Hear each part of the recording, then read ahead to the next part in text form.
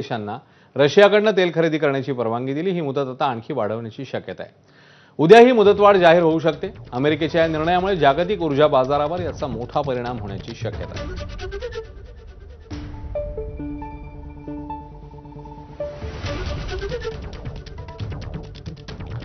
America आणि इराणमध्ये बुधवारी झालेल्या सशर्त युद्धविरामाचं श्रेय घेण्यासाठी पाकिस्तानचा जोरदार आटापिटा सुरू आहे।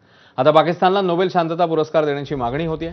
ही मागणी म्हणजे अजब विनोद आहे आणि हास्यास्पद वाटते। स्थानिक माध्यमं आणि काही संघटना पाकिस्तानला नोबेल शांतता पुरस्कार द्यावा अशी मागणी करतात। दोन नवे पाकिस्तानी लोकांना शांततेचे 3 नोबेल पुरस्कार हवेत। शहबाज शरीफ, असीम मुनीर यांना नोबेल देण्याची मागणी करण्यात येते, तर परराष्ट्रमंत्री इशाक दार यांनाही नोबेल द्यावं अशीही मागणी होती।